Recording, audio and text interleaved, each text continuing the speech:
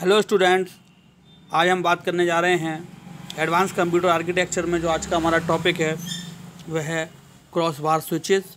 सो आइए स्टूडेंट्स, बात करते हैं हम आज क्रॉस बार स्विचेस के बारे में कि यह एडवांस कंप्यूटर आर्किटेक्चर में अपना क्या रोल प्ले करता है। क्रॉस बार स्विचेस की अगर हम बात करें स्टूडेंट्स, तो यहाँ पर if the number of buses in are time shared bus system is increased, यानी कि यदि यहाँ पर नंबर ऑफ बसेस जो हैं टाइम शेयर्ड बस सिस्टम में इंक्रीज़ होती हैं, a point is reached at which there is an separate path available for each memory unit. तो यहाँ पर एक पॉइंट रहता है जो कि पहुँच जाता है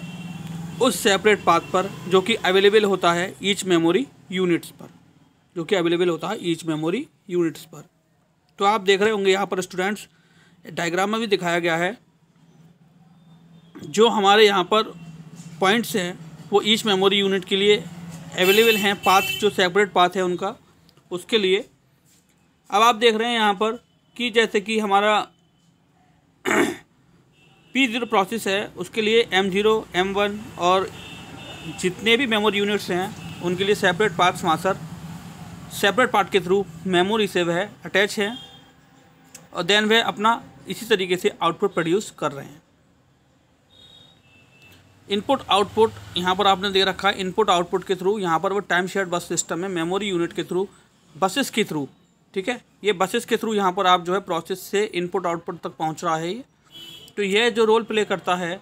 कि यहाँ पर number of buses time shared number में अगर इंक्रीज़ होती हैं तो ये पॉइंट्स जो है वह पहुंच जाते हैं सेपरेट पाथ पर, यानी कि वह अपने सेपरेट पाथ के थ्रू पहुंचते हैं डेस्टिनेशन तक ईच मेमोरी यूनिट के through.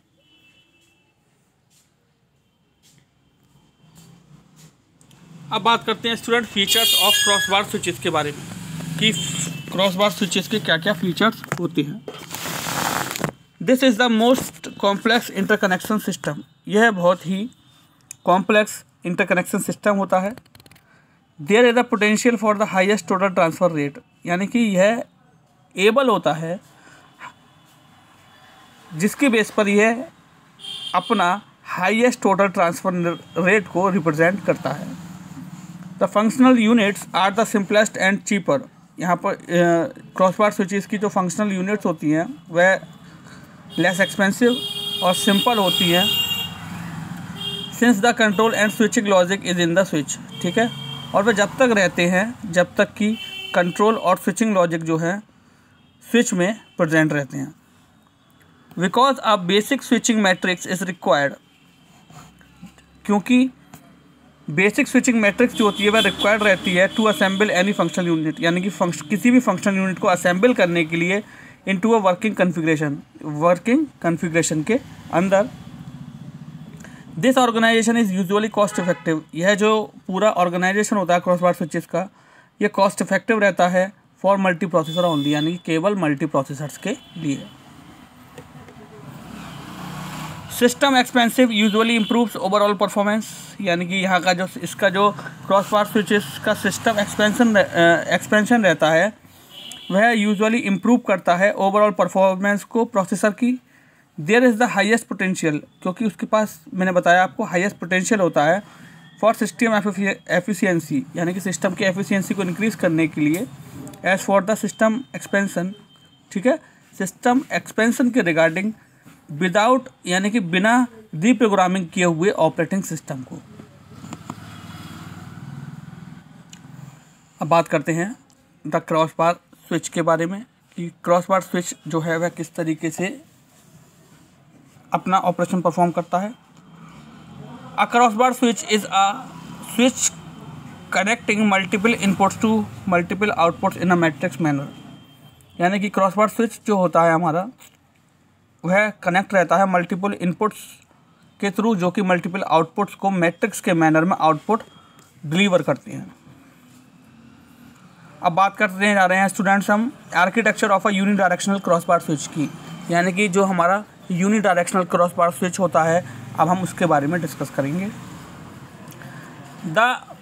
Cross bar switch can switch inputs, अब आप देख रहे होंगे कि यहाँ पर जो येलो हैं दीज आर द इनपुट्स, यानी कि जो क्रॉस बार स्विच होते हैं वह स्विच करते हैं इनपुट्स को to the outputs cyan colour square, ठीक है, जो क्यान कलर के स्क्वायर हैं उनसे अपर साइड में, यानी कि जो इनपुट हो क्रॉसबार स्विच होता है वह इनपुट्स को स्विच करता है आउटपुट प्रोड्यूस करने के लिए। Imagine each box is a CPU और अ मेमोरी मॉड्यूल, यानी कि इमेजनरी वे में जो CPU होता है या फिर मेमोरी मॉड्यूल के लिए। The setting of the switching fabric, the setting of the switching fabric, यानी कि जो सेटिंग रहती है स्विचिंग फैब्रिक की, is under the control of switching logic circuit, वह स्विचिंग लॉजिक सर्किट के अंडर गाइडेंस रहकर वर्क करती है। The sources input first send request signals, अब जो स्टूडेंट्स बात करें हम यहाँ पर, जो इनपुट सोर्सेस रहते हैं वो फर्स्टली क्या करते हैं, रिक्वेस्ट सेंड करते हैं in the form of signals to the switching logic circuit, यानी कि स्विचिंग लॉजिक सर्किट के लिए। The switching logic circuit will set the switching fabric, अब स्विचिंग लॉजिक सर्किट्स जो होते हैं वह सेट करते हैं स्विचिंग फैब्रिक को टू रूट द रिक्वेस्ट, यानी कि रिक्वेस्ट को रूट करने के लिए, यानी कि रूट डिफाइन करने के लिए from the input to their destination, यानी कि पर्टिकुलर इनपुट से लेकर उसके फाइनल डेस्टिनेशन तक। तो इस पॉइंट को एक बार दोबारा समझते हैं स्टूडेंट, ये बहुत ही इंपॉर्टेंट और बहुत ही लॉजिकल पॉइंट है कि यहाँ पर जो हमारा इनपुट रहते हैं वो पहले क्या करते हैं, रिक्वेस्ट भेजते हैं सिग्नल्स की फॉर्म में स्विचिंग लॉजिक सर्किट के लिए, स्विचिंग लॉजिक सर्किट के लिए। अब स्विचिंग लॉजिक सर्किट जो होता है वो सेट करता है स्विचिंग फैब्रिक को रूट डिफाइन करने के लिए रिक्वेस्ट का इनपुट को उसके पर्टिकुलर फाइनल डेस्टिनेशन तक। ओके स्टूडेंट्स, तो इस तरीके से हमारा स्विचिंग ये आर्किटेक्चर जो है पर्टिकुलर ये हमारा वर्क करता है। अब आप देख रहे हैं इनपुट है, देन आउटपुट है, रिक्वेस्ट आपकी यहाँ पर स्विचिंग लॉजिक के थ्रू, स्विचिंग लॉजिक कंट्रोल के थ्रू यहाँ पर ट्रांसफ़र हो रही है, ठीक है, और वह अपने पर्टिकुलर आउटपुट पर यहाँ पर जा रही है और आउटपुट हमारा according to the inputs output हमारा प्रोड्यूस हो रहा है। 0 के लिए 0 आउटपुट प्रोड्यूस हो रहा है, इस तरीके से आउटपुट हमारा प्रोड्यूस हो रहा है with the help of CPU और मेमोरी यूनिट। ओके स्टूडेंट्स, तो इस तरीके से जो है हमारे ये क्रॉस बार स्विच वर्क करता है। तो एक बार हम डिस्कस करते हैं स्टूडेंट, आज जो हमने क्रॉस बार स्विच के बारे में पढ़ा कि यहाँ पर क्रॉस बार स्विच में जनरली बात करें तो नंबर ऑफ़ बसेस जो हैं उनको अगर इंक्रीज़ कर दिया जाता है टाइम शेयर्ड बस सिस्टम में, तो वह पॉइंट जो पर्टिकुलर मेमोरी और हमारे CPU से कनेक्ट रहता है वह अपना सेपरेट पाथ क्रिएट करता है ईच मेमोरी यूनिट के लिए। फीचर्स की अगर बात करें तो ये बहुत ही कॉम्प्लेक्स इंटरकनेक्शन सिस्टम होता है और यह एबल होता है, पोटेंशियली एबल होता है high total transfer rate produce करने के लिए। यहाँ पर जो फंक्शनल यूनिट होती हैं वह सिंपल और लेस एक्सपेंसिव रहती हैं क्योंकि वहाँ पर कंट्रोल और स्विचिंग लॉजिक जो होता है वह स्विच के अंदर काम करता है। क्योंकि यहाँ पर स्विचिंग बेसिक स्विचिंग मैट्रिक्स जो होती है वह रिक्वायर रहती है असेंबल करने के लिए किसी भी फंक्शनल यूनिट को उसकी वर्किंग कॉन्फ़िगरेशन के अंदर, क्योंकि यह ऑर्गेनाइजेशन जो होती है ये यूजुअली कॉस्ट इफेक्टिव होती है केवल मल्टी प्रोसेसर्स के लिए। सिस्टम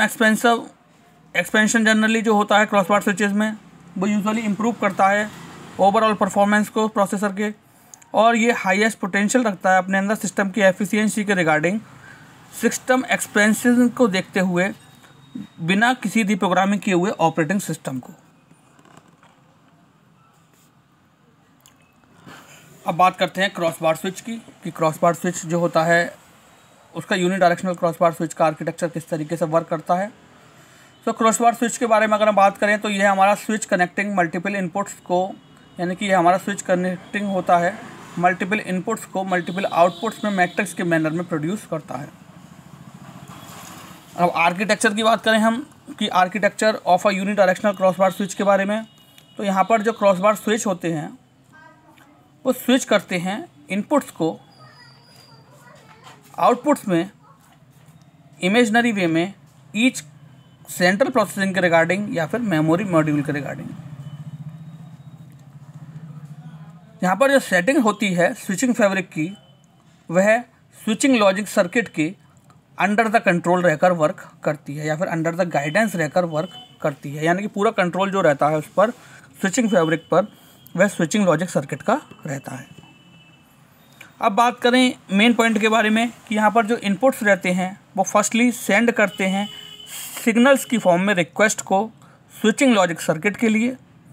और जो स्विचिंग लॉजिक सर्किट्स होते हैं वह स्विचिंग फैब्रिक को सेट करते हैं रूट डिफाइन करने के मैनर में रिक्वेस्ट के थ्रू इनपुट से लेकर उसके फाइनल डेस्टिनेशन तक, ओके स्टूडेंट्स। तो आप यहाँ देख रहे होंगे कि यहाँ पर क्या है, येलो कलर में इनपुट्स को यहाँ पर इंडिकेट किया गया है और यहाँ पर आउटपुट्स को क्यान कलर में। देन बाकी जो रेड कलर के एरो के से इंडिकेट हो रहे हैं, these are the memory units and CPU which are interconnected.